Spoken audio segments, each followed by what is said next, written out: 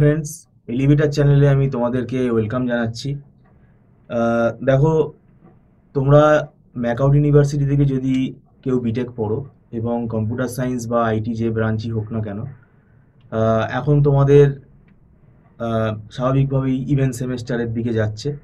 এখন তোমরা যারা ফোর্থ সেমেস্টারে আছো, তোমরা সবাই জানো নিশ্চয়ই যে আমাদের এই ফোর্থ সেমেস্টারের যে পরীক্ষাটা হবে সেটা কিন্তু খুব বেশি সময় নেই, কেননা এই 23শে মে একটা নোটিশ বেরিয়েছে যে 23শে মে থেকে থিওরি এক্সাম স্টার্ট হয়ে যাচ্ছে। আমরা মে মাসেও পড়াবো, কিন্তু ব্যাপারটা হচ্ছে সময়টা কিন্তু বেশি নেই, এটা আমি আগেও বলেছি। তো সেটা কিন্তু মিলে যাচ্ছে যে এই সময়ের মধ্যেই কিন্তু আমাদের পড়তে হবে। এবং ফোর্থ সেমেস্টারে তোমাদের খুব ভাইটাল পেপার তিনটে রয়েছে, যেটা কম্পালসারি পেপার। দুটো ম্যাথসের পেপার আছে, যেমন ডিসক্রিট ম্যাথামেটিক্স একটা আছে, আর একটা হচ্ছে অটোমাটা থিওরি। অটোমাটা থিওরি আমাকে বলতে পারো এটা আবার কোত্থেকে ম্যাথস হলো, এটাও ম্যাথস, এটা আমি মনে করি, এটা আমার ব্যক্তিগত মতামত, এটাও ম্যাথস। আর design and analysis of algorithm, এটার ভেতরেও কিন্তু ম্যাথামেটিক্স আছে। আর একটা অ্যাডভান্স কম্পিউটার আর্কিটেকচার বলে আছে। তো এখন ব্যাপারটা হচ্ছে এই যে চারখানা সাবজেক্ট আছে, এই সাবজেক্টগুলো কিন্তু মানে কম সময়ে আমাদেরও পড়াতে অসুবিধা হয়, কারণ আমরা যেহেতু কনসেপ্ট ক্লিয়ার করে পড়াই। কারণ তাড়াহুড়ো করে করা যাবে না। অটোমাটার যে ম্যাথামেটিক্যাল যে ইন্টারপ্রিটেশনগুলো, সেগুলো কিন্তু বুঝতে সময় লাগে, আর এগুলো পরীক্ষার হলে কেউ বানিয়ে লিখতে পারবে না। কি করে বানিয়ে লিখবে? আমরা কি সায়েন্টিস্ট? আমরা পরীক্ষার হলে কি বানাতে পারবো? তো আমাদের আগে থেকে তৈরি হয়ে যেতে হবে। থিওরি একটা দুটো কোয়েশ্চেন হয়তো থিওরি তুমি লিখতে পারবে, কিন্তু সব কোয়েশ্চেন তো তোমার থিওরি দেবে না।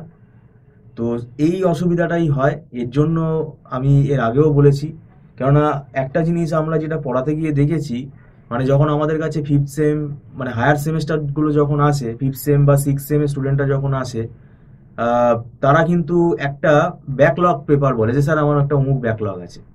তো সেটা হচ্ছে ব্যাকলগটা আমরা যেটা দেখতে পাচ্ছি, হয় ম্যাথসে ব্যাকলগ থাকে, যেটা তোমাদের ফার্স্ট সেম সেকেন্ড সেমে থাকে, এর সাথে একটা ব্যাকলগ থাকে এই ফোর্থ সেমের পেপারে। যেমন অটোমাটা, ডিসক্রিট ম্যাথামেটিক্স, এগুলোতে কিন্তু ব্যাকলগ থাকে, এগুলো আমরা পড়াতে গিয়ে দেখেছি। তাদেরকে আবার সেগুলো ক্লিয়ার করতে হয়। এর কারণই হচ্ছে এগুলো কিন্তু খুব ভালো করে কনসেপ্ট ক্লিয়ার করে পড়ে প্র্যাকটিস না করে পরীক্ষা দিলে সেখানে কিন্তু একটা অসুবিধা হবেই। এবং সেক্ষেত্রে কিন্তু একটা আমাদের কি বলবো চিন্তা থেকে যাবে যে মার্কসটা কিরকম আসবে। কেন এগুলো কিন্তু আমি আবারও বলছি বানিয়ে লেখা যায় না, এগুলো আগে থেকে তৈরি হতে হবে। এবং এর জন্য আমি বলছি যে এটা তোমরা কোনো না কোনো একজন টিচারের গাইডেন্স নাও, যিনি এগুলো ধরে শেখাবেন।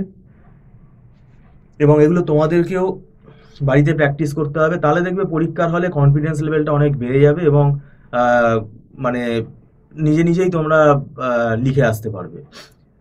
এবং এটা আমি বলছি না যে আমাদের এখানেই তোমাদেরকে টিউশন নিতে হবে, এটা তোমাদের ব্যক্তিগত ব্যাপার।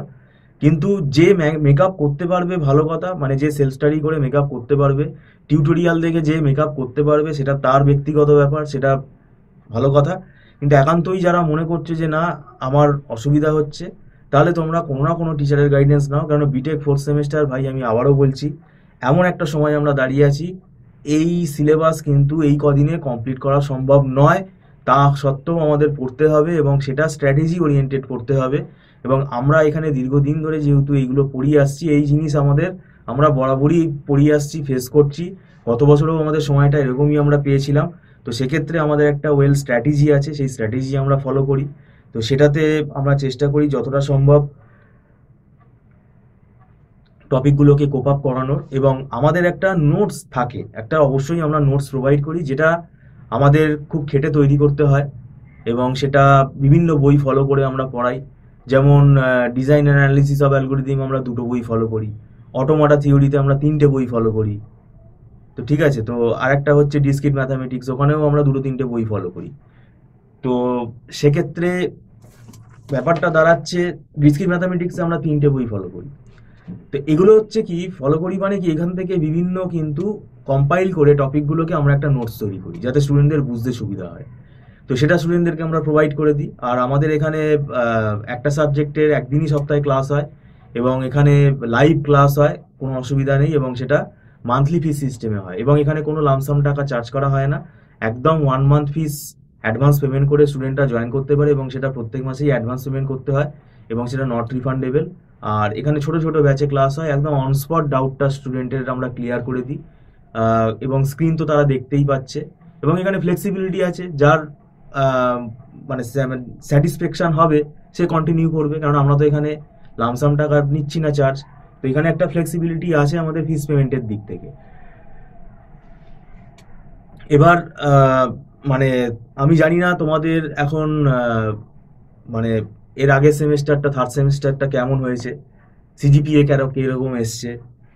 তো সেটা দেখলে আমি বলবো যে সেটা দেখে তোমাদের কিন্তু আরো সিরিয়াস হতে হবে, তো যাতে এই সেমেস্টারের নাম্বারটা যেন আরো ভালো আসে। শুধুমাত্র দেখো ইন্টারনালের নাম্বারের ভরসায় থাকলে হবে না, কেননা থিওরি এক্সামের পেপারের নাম্বার যদি কমে যায় তাহলে কিন্তু এদিকে ইন্টারনাল দিয়ে পুরোপুরি মেকআপ হবে না।